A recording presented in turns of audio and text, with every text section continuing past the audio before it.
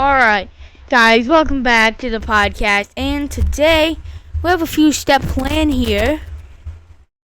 First thing, as per usual, go over fantasy. As per usual. And then we're going to review today's USHL games. Go over my USHL standings. Yesterday's NHL games and go over my predictions. I think we'll start going over my predictions as the second thing we do. Because I predict them the day that the games happen. So, yeah, I think that's what we're going to do. I think that we're going to do that. Starting today, actually. So, let's do that. I'm going to do that. Let me do that real quick. I'll update that as we speak.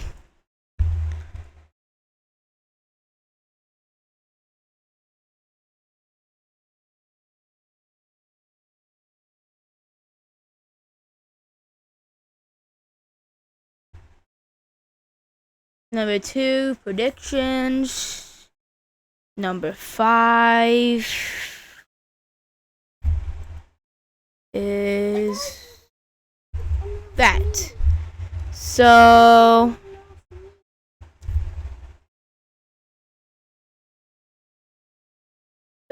number 3. And as I'm updating this, I have a special guest yet again. It's the same guy that was there last time. It is Houston. So you can say hi if you want while I'm updating this. Come on.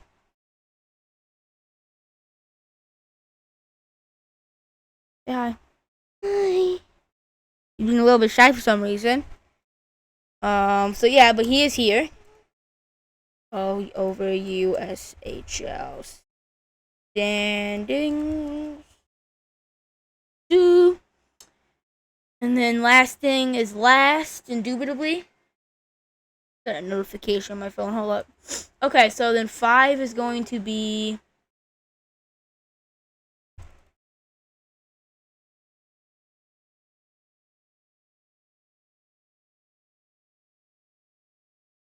okay, got it.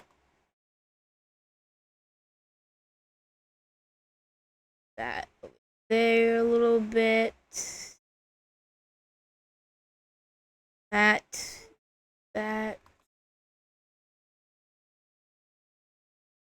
Like that a little bit bigger. Move it over.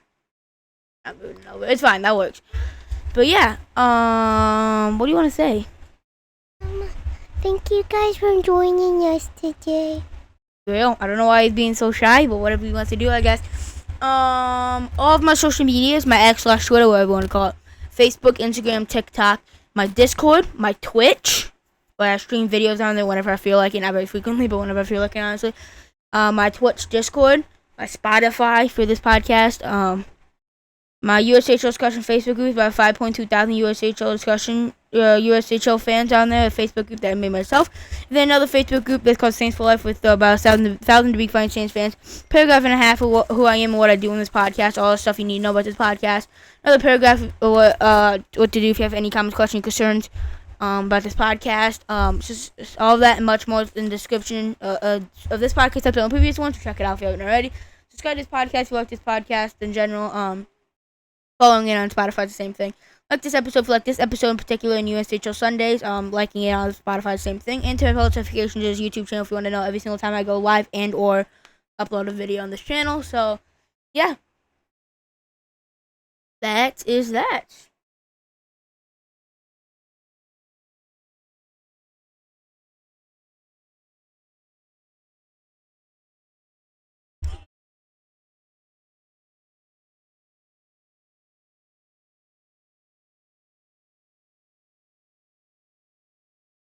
So, yeah. Let's go with fantasy. Today's the last day, so tomorrow podcast episode will be over. There's 4 teams in the winners bracket. I am number 4. Also, I play number 1, number 2, and number 3 facing whoever wins the 2 matchups between number 1 and 4, and number 2 and number 3 will face each other in the championship starting tomorrow. And then there's 6 teams in the losers bracket right now. I am playing leather. I was winning the first week, and then I've been losing the past week. I'm currently losing 273.2 to 226.1. Technically, literally, since it's 12:02 my time right now, technically, literally, the second round just started, so it's officially over. I've been eliminated. I will do another fantasy draft during the off season when we get closer to the season. Um, yeah, we will do that. Again, but this team really didn't end up the way I wanted it to.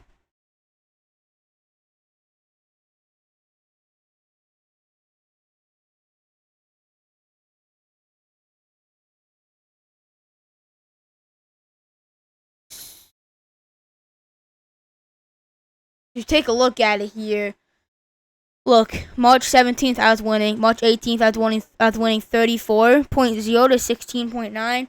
And then on March 9th, well, that was the score for that day. Um, I was still winning on March 19th, still winning on March 20th, still winning on the 21st, still winning on the 22nd. And then started to go downhill on the 23rd, had a terrible day on the 23rd. And then I started losing on the 24th, losing on the 25th, losing on the 26th, losing 27th, losing 28th, losing 29th. And then obviously lost today, and then it's over now.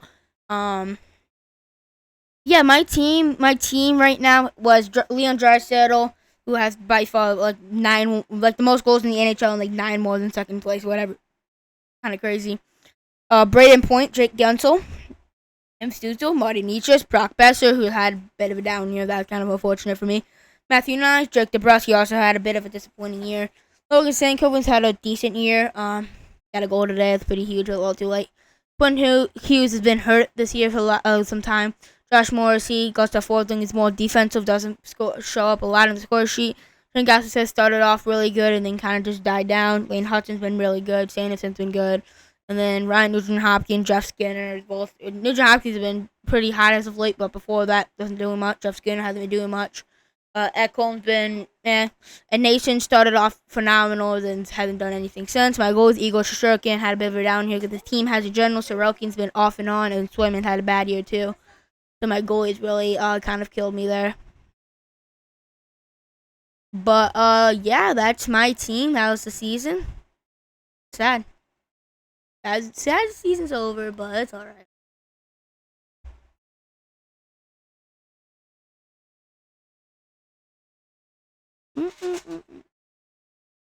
Good luck to Leather in the championship. He would play the Salmon Slayers as they win 281.0 to 213.6. The Bodie's top performers are Matt Bodie, that makes sense, JT Mill and Philip Forsberg. Salmon Slayers top performers are Phil Gustos and Nikita Kucherov, Dylan Holloway. Oh yeah, my top performers are Jake Guentzel, Braden Point, Brock Besser. Leather's top performers, who I'm facing in case you didn't know, Nico Hischier, Connor Hellebuck, and Jackson Lacombe. So yeah. So yeah, Seven Slayers and Leather will face off in the championship, number 1 and number 2. My prediction for that matchup is that Leather will kind of win because Gustafson had a 30-point performance, and so did Nikita Kucherov. Don't think that's gonna happen again. So I think Leather's gonna win that championship matchup. But we'll have to see how that goes. Number 1, number 2, facing off, and then that's actually bugging me. I gotta change that real quick. Here, move this over here a little bit. Why do I keep doing? Why is it there? And then we can move this a bit down. Okay. That's actually pretty good. There you go. That's better. Alright. So, yeah. In the consolation bracket, Toronto Maple Leafs beat Daniels Darren team 279.0 to 211.3. Daniels Darren team's top performer, John Tavares, Aiden Hill, Rope Hintz. Toronto Maple Leafs top performers, Jake Andre, Austin Matthews, Adam Fox.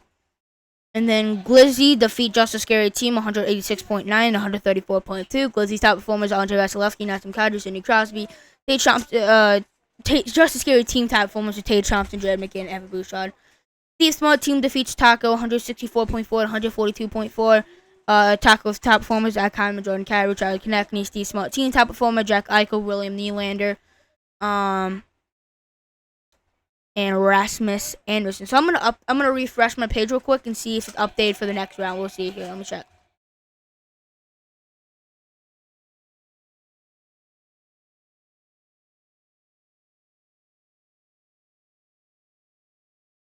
I don't think it did. Uh-oh, wait, I think it did.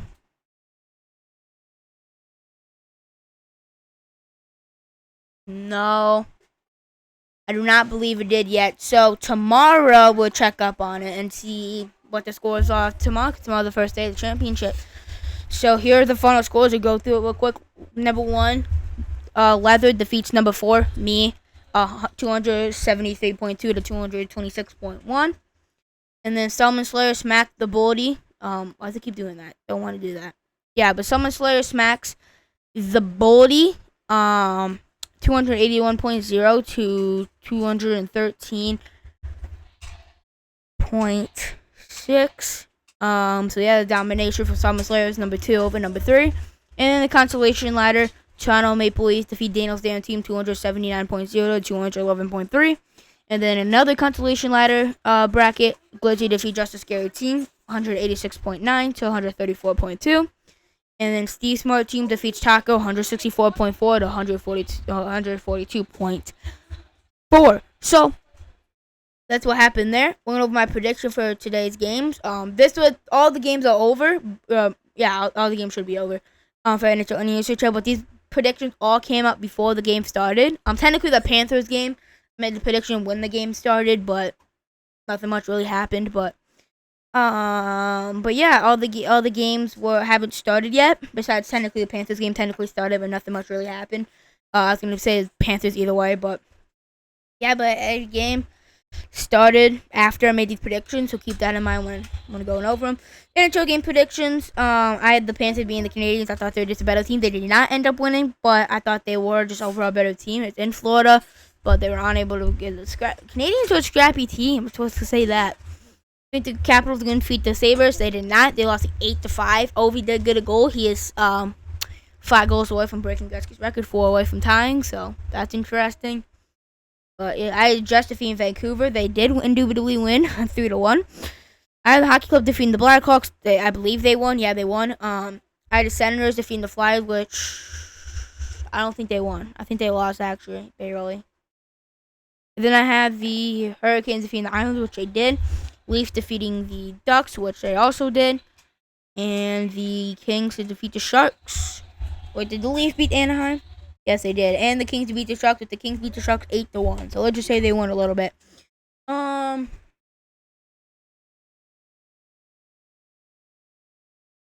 Yeah, and the Penguins beat the Senators 1-0 in overtime. So the Senators did get a huge point, but the Penguins get the extra point in there. So let's review today's USHL games, and then go over the standings, and then go over the yesterday's NHL games, and then we're out of here.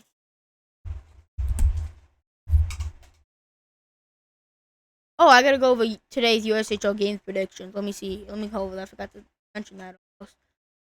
And Muskegon defeated Madison. I feel like they were not getting swept on home ice 3 short games. I thought they were going to get at least one.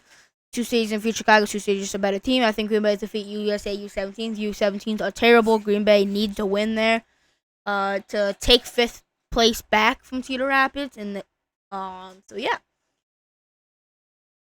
Muskegon finds a way to get the job done versus Madison. They outshoot them 42-22. Well deserved win, and they get the job done because of a late goal from Jack. 13:43 left. You're into the third period. David Deputy got a power play, go 9 seconds in the third period. Also set them up. 39 saves and 42 shots against McCabe Heil. He's one of the most. He's one of the. He's goalie. One of the highest goalies in the USHL right now. 20 saves and 22 shots against Rashika Gutin Gatsiev. Not too bad of performance for him either. Madison goes 0 for 5 in the power play. Phenomenal penalty kill from Muskegon, and he's 1 for 4 in the power play, including that goal 9 seconds into the third period to tie the game from David Clee. Sioux City smacked Chicago 6-2 on the road after 27-32 in favor of Chicago. Actually, Sioux City goes 0 for 1 in the power play. Chicago goes 0 for 3 in the power play.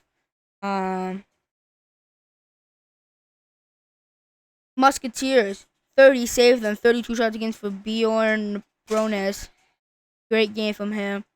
And for Chicago Steel, 21 saves and 25 shots against Luca Claudio. He continues to have a really bad year, especially for her standards compared to what he did last year. for sure. And Green Bay takes their business 6-2 over the Team USA U17. Shot to 42-20 in favor of Green Bay. Definitely deserved to win that game. Green Bay goes 1 for 3 in the power play. Muskegon, your Team USA goes 0 for 3 in the power play.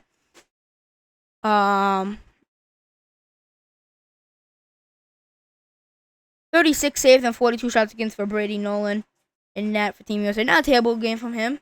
And then 18 saves and 20 shots against for Leo Enriquez in net for Green Bay. Their backup, whatever. Not usually playing Maffitt to starter. I know that much for sure. So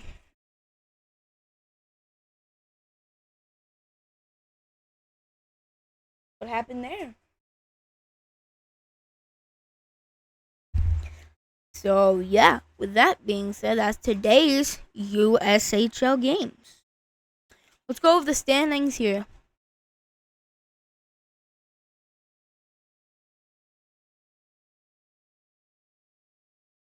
Oh, I do want to mention, by the way, the Tri-City Storm officially took over Fargo Falls for number 5 seed. I knew it was possible, but I did not think it was actually going to happen. I did not think the Fargo Force are actually going to fall below Tri-City. I did not know Tri-City might face Sioux City in the first round. Like that, I was for sure that Fargo was going to play Sioux City in the first round. I thought that was a surefire first round matchup, but no. Tri-City, but I mean, they played Omaha twice to be fair. But Tri-City does have a game in hand on them.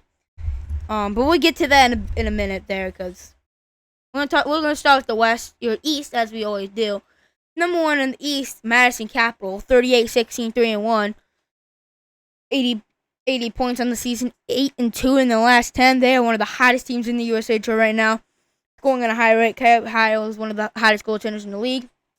Pretty decent defense. I mean, against Muskegon, they did get outshot the last couple nights, but still good defense besides that. And overall, Madison's really, really hot. But number 2, the Big Plain Sing, 38-17, 1-2 for 79 points, 6-3-1 in the last 10. If Dubuque wins out, they will be number 1 in the East because they play Madison in that time. If they beat Sioux City and Omaha this weekend, beat Madison and Cedar Rapids next weekend, they will get number 1 in the East. So yeah, there's that. The Saints got swept last weekend, 3 straight games, including 2 of the 3 versus Madison, but they do ultimately control their own fate. So does Madison. So we're gonna have to see which team's able to come out clutcher. Madison has placed Lincoln twice, Dubuque, and then Green Bay. Really, really, really tough schedule for Madison. No final 4 games. They play Lincoln twice in Madison, which Madison's one of the best home teams in the USHL, so they should be able to get at least one of those games versus Lincoln. They play in Dubuque, and then in Madison versus Green Bay. So, very, very interested to see how that game looks. Sorry if you hear any background noise, by the way.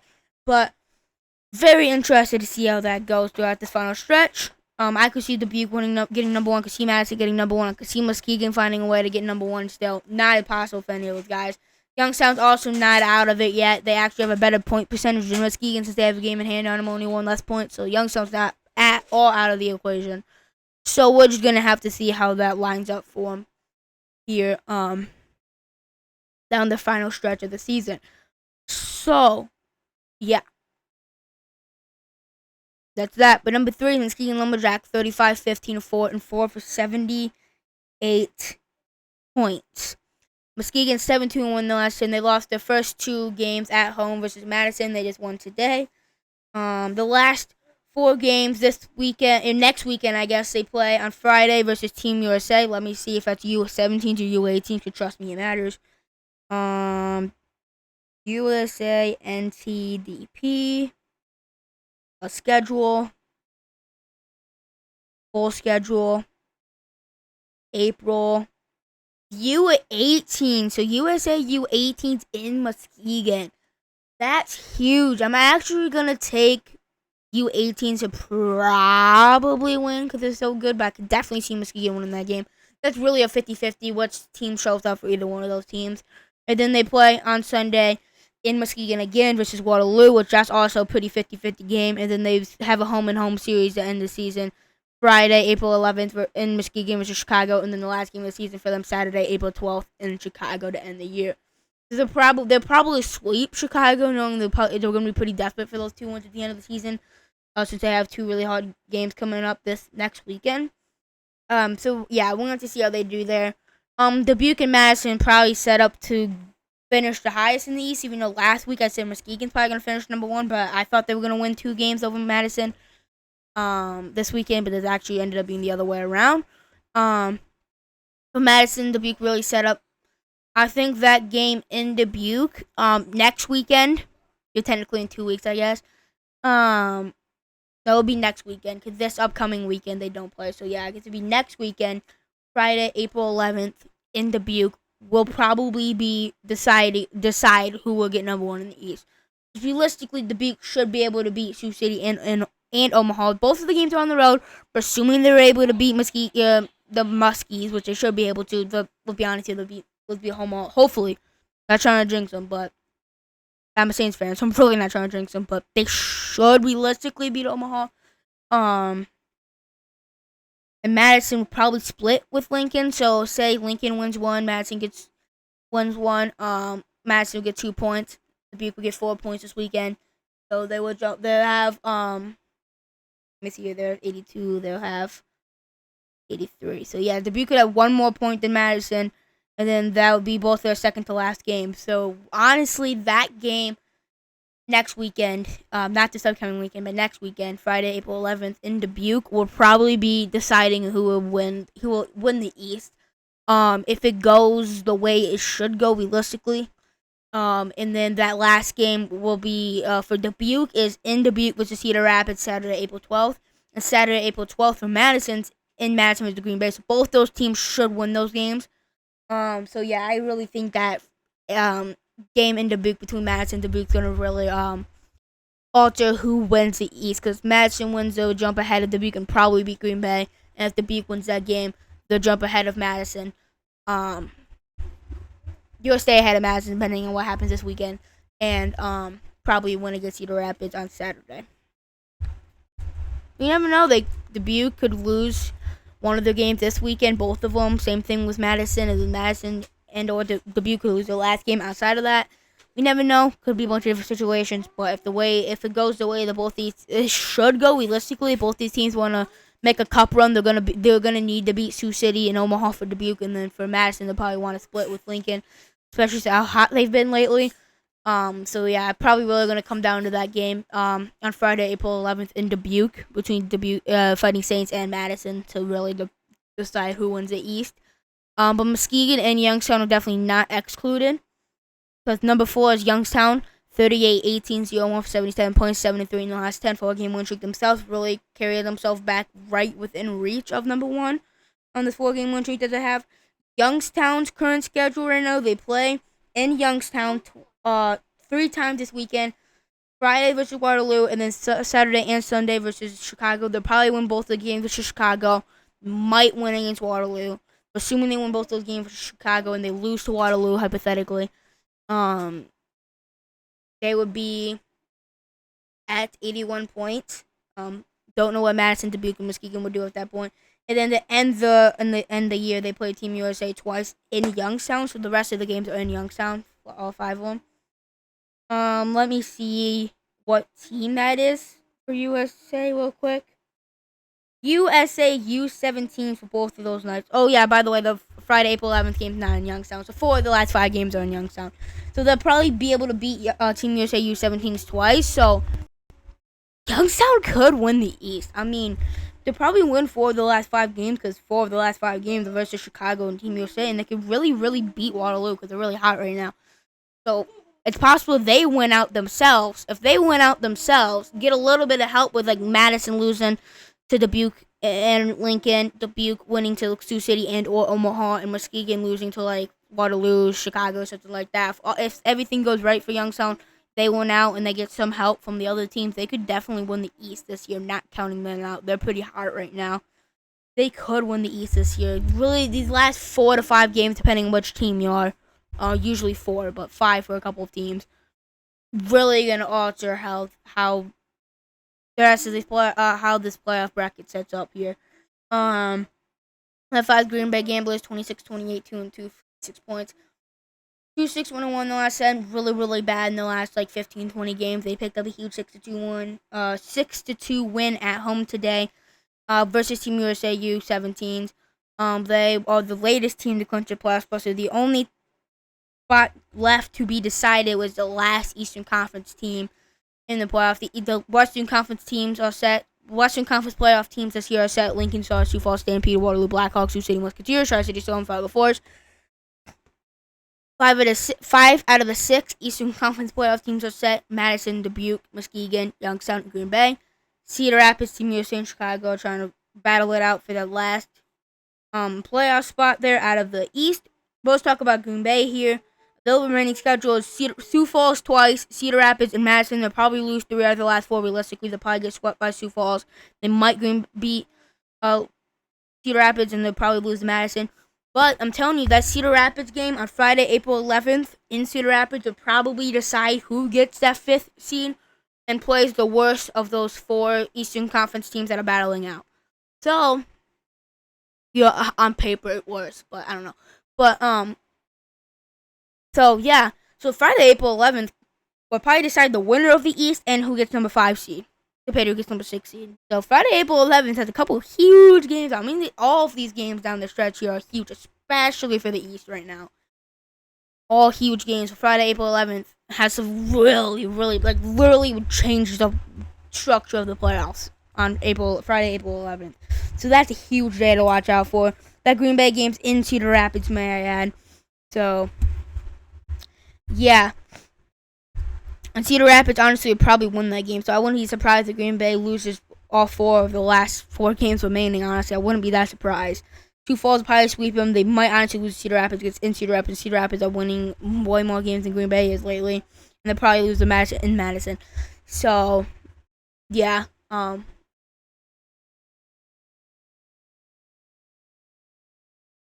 So, yeah. Is that number 6, the Cedar Rapids Rough Riders, 25, 27, 2 and 3 for 55 points. We're 4-1-1 the last 10. They've been okay. I mean, they've been winning games, but they've also been losing games. They jumped ahead of Green Bay, but Green Bay got an extra game in hand now. Actually, Cedar Rapids had an extra game in hand. Green Bay has an extra game played after today, and Green Bay won that game. So Cedar Rapids realistically controls their own fate, especially since they play Green Bay in Cedar Rapids in 2 weeks. So that's gonna be a huge game. So Cedar Rapids control their own fate if they want to get the 5th seed. I mean, both the teams are gonna have to go on the road no matter what. But you'd rather play the 4 seed than the 3 seed. Probably. I mean, it doesn't really matter because they're all gonna be really, really good. The top 4 of the East is ridiculously good right now.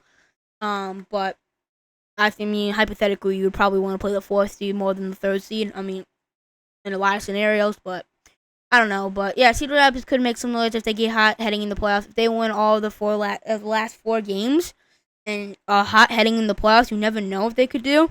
The last 4 games are against Des Moines, Sioux City, Omaha, Green Bay, and Dubuque. They'll probably beat Des Moines. They'll probably lose to Sioux City, honestly, in my opinion. They'll probably beat Omaha and then beat Green Bay and lose to Dubuque, in my opinion. So they'll probably win 3 of the last 5 games, in my opinion, and heading in the playoffs with that, pretty good. They could make some noise versus Muskegon, Dubuque, Madison, Youngstown, whatever team they play. Dubuque versus Cedar Rapids in the first round would be great. I, as a Saints fan, would rather get a bye, but if we were to play in the first round, I think it would be against Cedar Rapids. I would want to because how good of a series that would be. Purely off how good of a series that would be. Number 7's in the East. The main team trying to track down Cedar Rapids right now is Team USA Team USA Hockey NTDP. They're 22, 33, 1 and 2, 47.3 and 7 in the last 10, losing a lot of games lately. Not looking too good right now. So yeah, that is that. I have got to see real quick the playoff thing, if they updated that yet after today's games and this weekend in general. Not just today's game, but the weekend.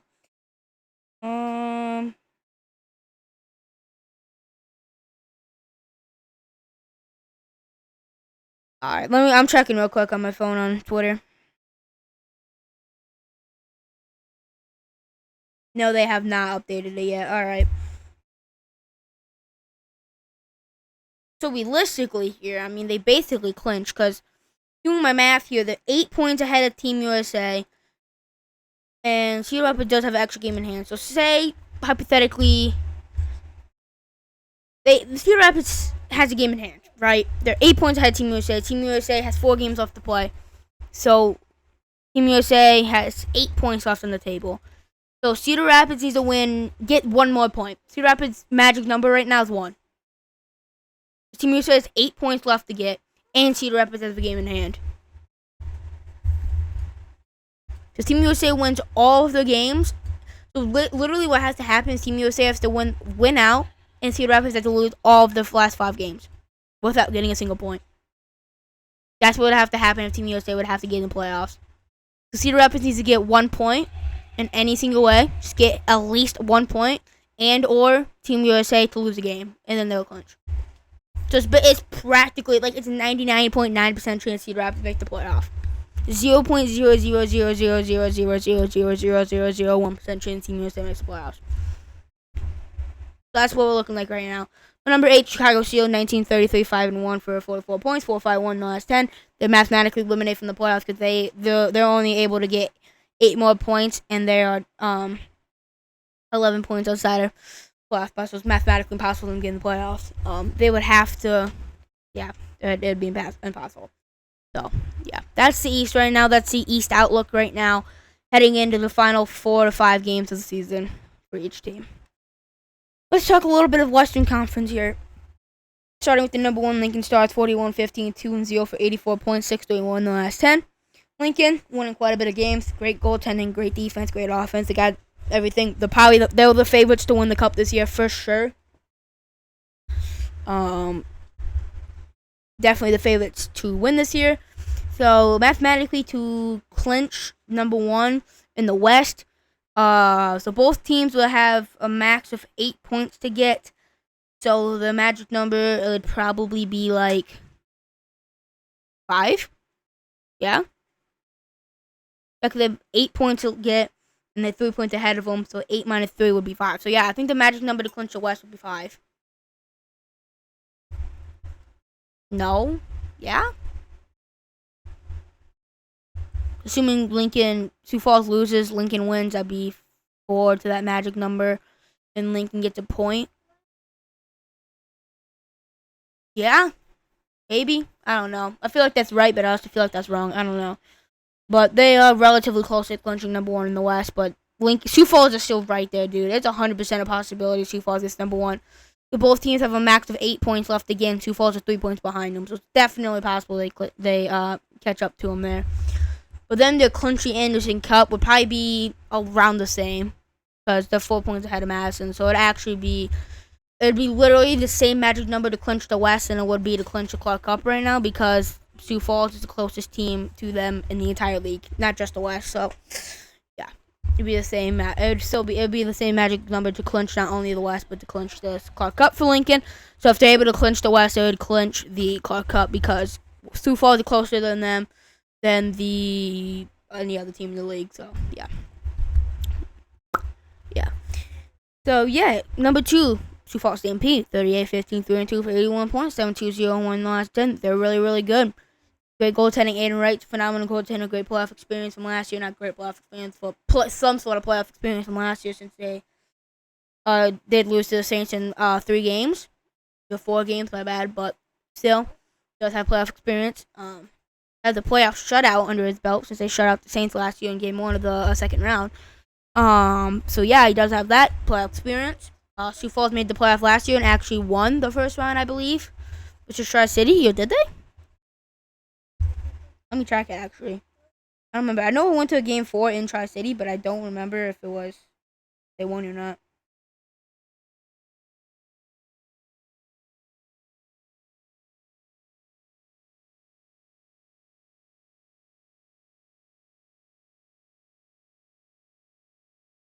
Let me check real quick.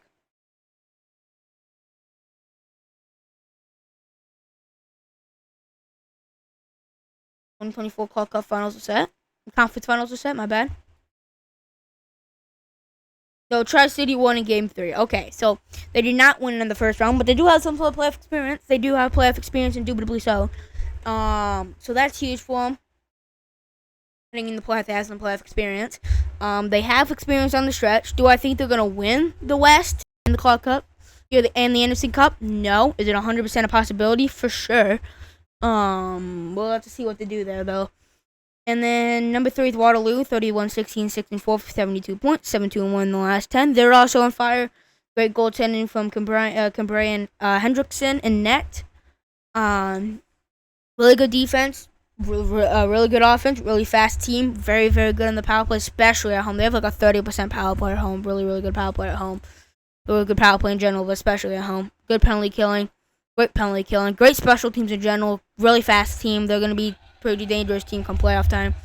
Number 4 is Sioux City Musketeers, 29-21, 3-4 for 65 points, 6-4 in the last 10. They're a really good team. Samuel Earlbound's a great goalie. Playoff experience. Made it to Game 5 of the Western Conference Finals last year. Then they lost to the inevitable Fargo Forest. Best USHL team of all time last year. But they made it to Game 7 with them. A lot of playoff experience. They won it this year. Are they as good as they were last year? No. Are they going to be as gritty as they were last year? They're going to have more heart? It's possible. Never know. I mean, they could beat Tri-City or Fargo in the first round, which is definitely possible. Which I think they'll be able to beat both of them. And then they'll probably play. If they do, they'll play Lincoln, which probably not going to beat Lincoln. But you never know. Number 5 is actually Tri-City Storm. They haven't been out of the 6th seed for a long time, but no better time to move up than right now. 27, 26, 3-1, 58 points, 5-4-1 in the last 10. They're winning games just enough to jump over the struggling Fargo Forest. They have a game in hand over the Fargo Forest.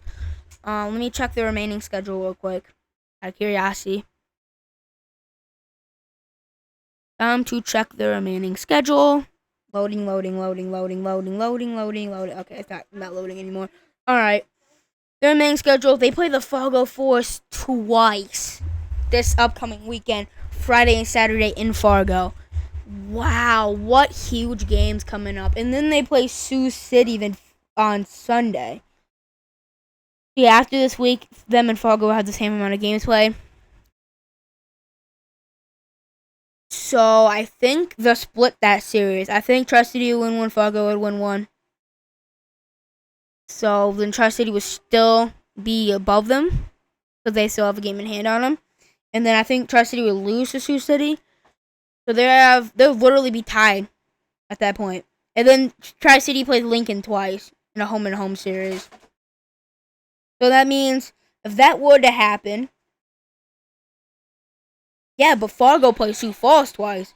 So after that, I think Fargo and Tri-City get swept. And so that means they would have the same amount of points. So what would be the tiebreaker right now? Head-to-head series?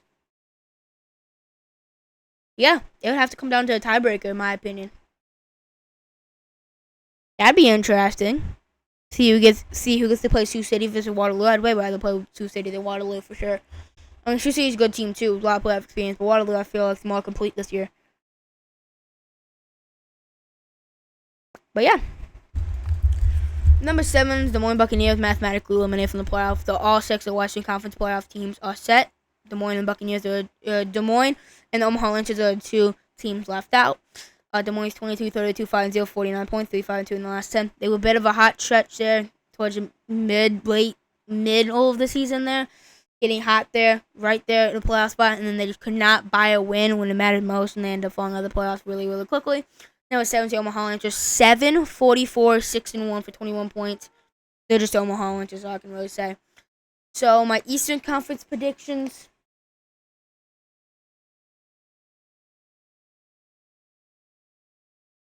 I'm going to say number 1 is Dubuque.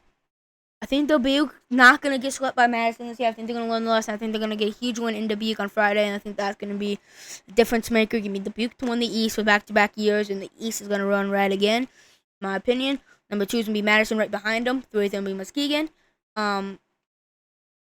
Or is it, though? So if Madison splits with Lincoln, so they get 2 points. Lose Dubuque, winning against Madison, so they get 4 more points. Keep that in mind. Madison will get 4 more points at the end of the year, better what they have. And Team USA will probably they'll win at least one of those games versus Waterloo and or Team USA U18. So add 2 points to that, and they'll probably sweep Chicago, in my opinion. So add 6 points to Muskegon's total. And for Youngstown, I think they're sweep Chicago. I lose to Waterloo, in my opinion. And sweep Team USA. So add 8 to Youngstown's total. So number 1, I think, would be Dubuque.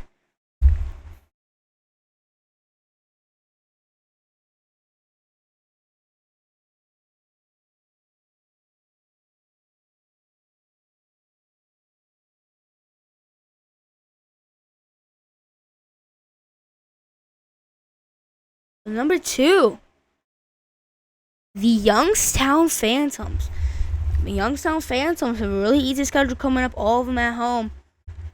I think they're finishing number 2 in the East. I think they're finished 1 point above Muskegon and Madison. And I think Youngstown gonna get a bye out of the East. Ghostbusters. Who's gonna try to come after him and suck him up in a vacuum cleaner, you know? So, yeah. 2, Youngstown.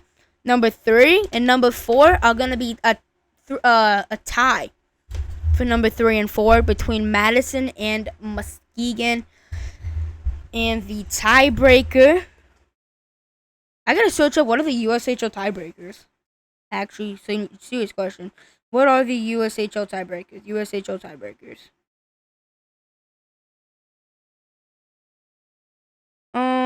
Tiebreaker, row, regulation plus overtime wins. 33 for Muskegon, 37 for Madison. So number 3 is the way it should be. Number 3 will be the Madison Capitals. Madison Capitals, one of the hottest teams in USHL lately. They're dangerous for the playoffs. Number 4, tie with number 3 for Madison, but do not win the tiebreaker. Number 4 will be the Muskegon Lumberjacks, just as dangerous as any other team in the East. Number 4, Muskegon. Number 5, I'm going to take Cedar Rapids. I think Green Bay has a really tough schedule coming up. I think Cedar Rapids will beat Green Bay in the match. Cedar Rapids will play Muskegon, in my opinion. And then number 6, Green Bay Gamblers. I think they'll play Madison, in my opinion. So battle of Wisconsin in the first round, in my opinion. And then 7, Team USA. 8, Chicago. So that playoff series, that playoff bracket right there for the Eastern Conference goes the way it would be. It would be Dubuque and Youngstown getting a bye. Dubuque would play the winner of number 4 and 5, which would be Muskegon and Cedar Rapids. And then Youngstown would play the winner of the 3 versus 6, which would be battle of Wisconsin, Madison, and Green Bay. So there's a possibility that 2 of some of the biggest rivals in the USHL, Dubuque versus Cedar Rapids, play in the second round. Or on the other end, also 2 of some of the biggest rivals in the USHL, Muskegon and Dubuque, playing again after Dubuque swept them last year in the conference finals. Couple of huge different type of series going out there in that first round. And then the second round for Madison, in Youngstown's case, they could play Madison, which was a rematch of last year's first round series, which Youngstown won in a sweep, I believe.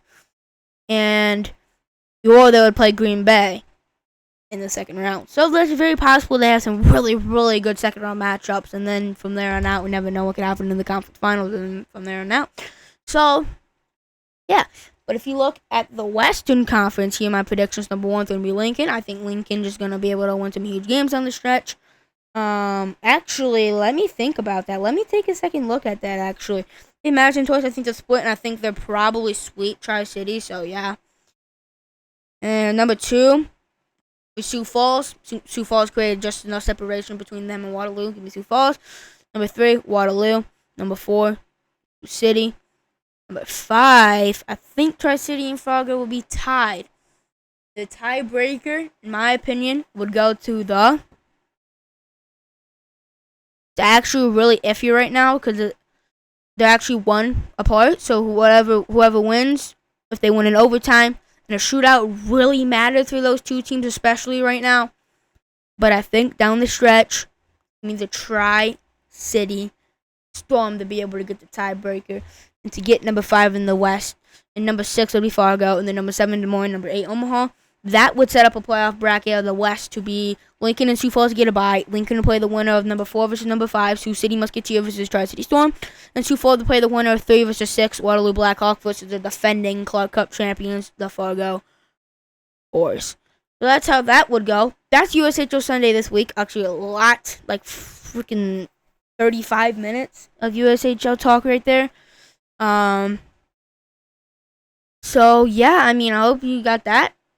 So quick recap, not really quick recap, but just what I think's gonna happen there.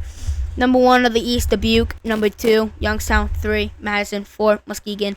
5, Cedar Rapids. 6, Green Bay. 7, Team USA. 8, Chicago. West, number 1, Lincoln. Number 2, Sioux Falls. Number 3, Waterloo. Number 4, Sioux City. Number 5, Tri-City. Number 6, Fargo. 7, Des Moines. 8, Omaha. Oh yeah, and I think the Anderson Cup would go to Lincoln. So Lincoln would have home ice advantage throughout the entire season.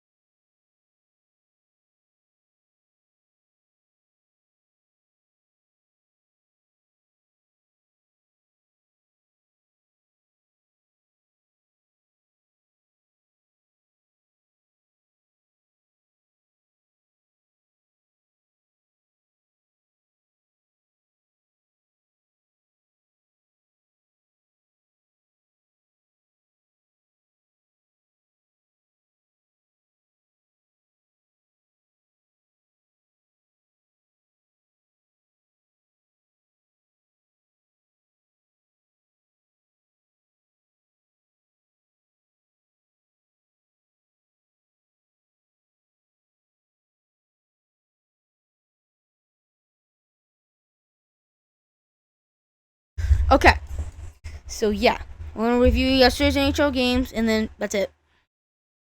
Let me go back here to the scoreboard, so I'm ready for whenever the time comes. No games tomorrow, Monday. Alright, let's review yesterday's NHL games, and then we're out of here. Yesterday's episode was actually really, really fun, though, to record. I was super tired because it's like super late. But if you couldn't tell, you could probably tell. But yeah, today's actually pretty late. Now, like yesterday, I recorded that like 2 in the morning. Not gonna lie. Today it's like 12, but not as bad. But don't know why I'm recording so late. I mean, it's a weekend, that's why I'm recording it late. But it's what it is. So doing daily, in the daily grind, you know. So 7 minutes, like 1 hour, 7 minutes, and like 30 seconds, I think, if I remember correctly. This one's already been 48 minutes and 20 seconds. So, yeah. It's been fun, though. These are so fun. I do it because I like it, not because I'm forced. I do not force myself to do it. I do it because I like it. I wouldn't be doing it daily if I hated it. Trust me. So today, the Flyers smacked the Sabres 7-4. Sabres line up 7 goals as per usual. Matt Michikov looking like Wayne Gretzky right out there without John Tortorella. He's actually like looking like he's actually releasing his full abilities.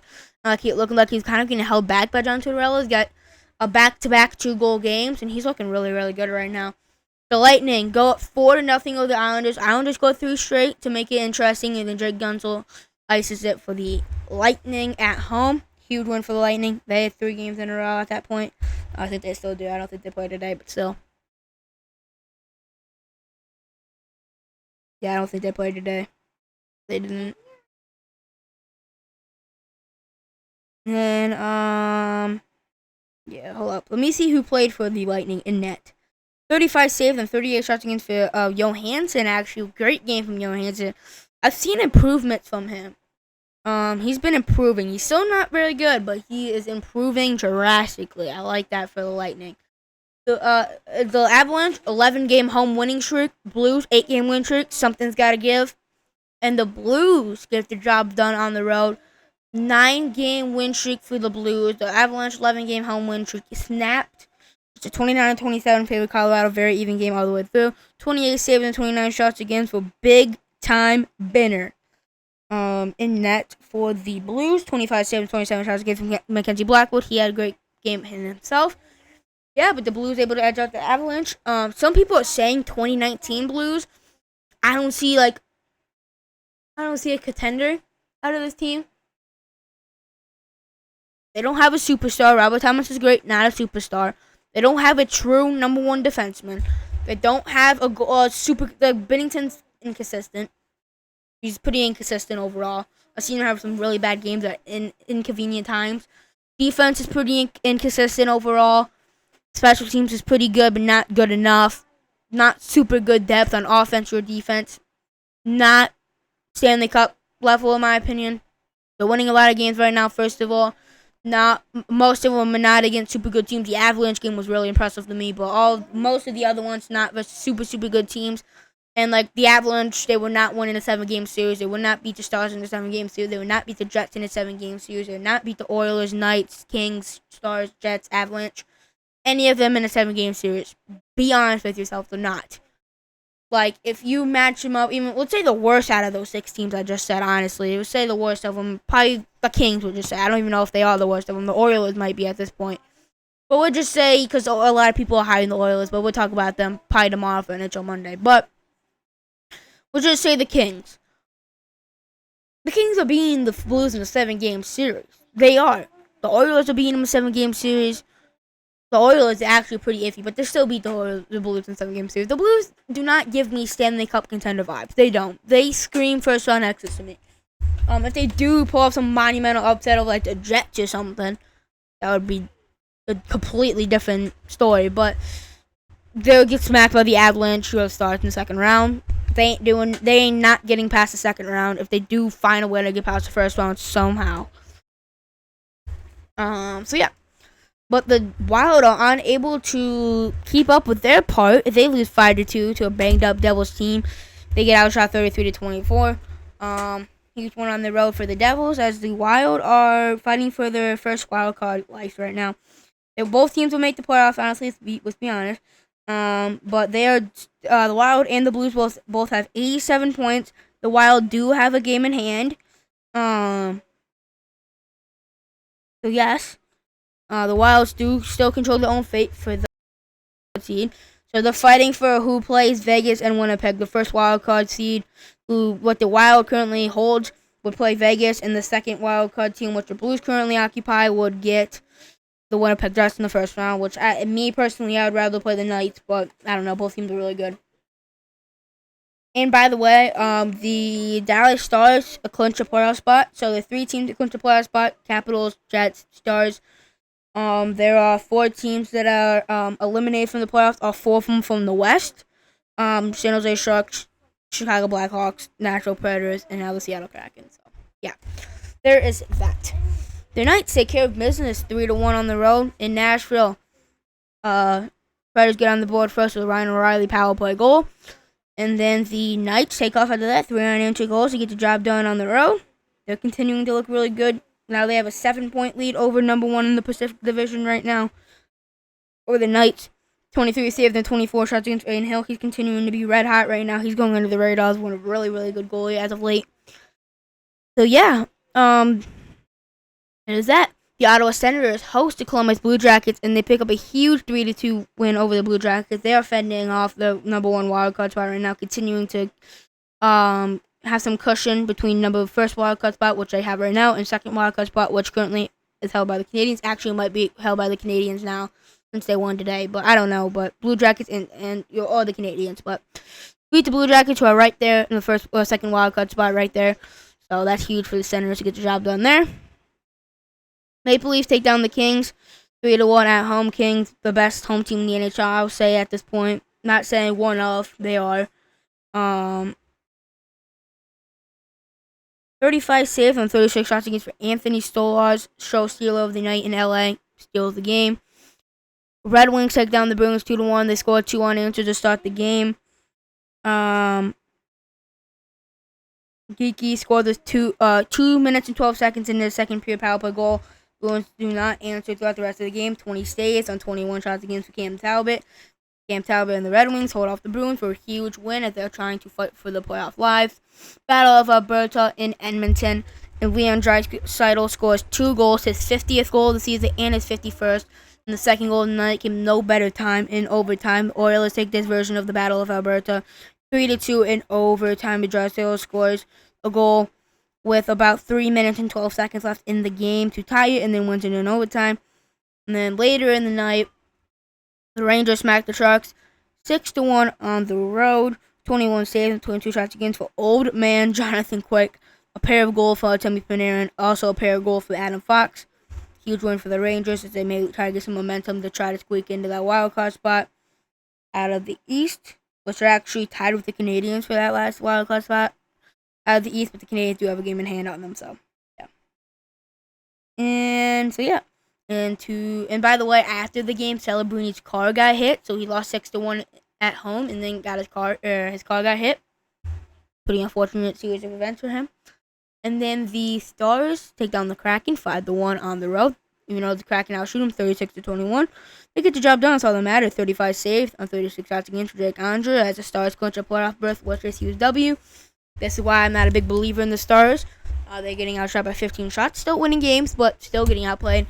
I'm not going to look for the playoffs, but we'll get to that more tomorrow since tomorrow's NHL Monday. Kind of leave you a bit of a cliffhanger. We'll go more in depth on that tomorrow. Since NHL Monday, we're going to yap about that. So, yeah. I'm going to do for this podcast episode. Have a great morning, afternoon, evening, night, whatever time you watch this. Subscribe to the channel if you like this podcast. Following on Spotify, same thing. Like this video if you like this particular episode and USHL Sundays in general. Liking it on Spotify, same thing. Turn post notifications to this channel if you want to know every time I go live and or upload a video on this channel. I hope you enjoyed today's episode 8 of season 10. I'll see you guys tomorrow for episode 9 of season 10.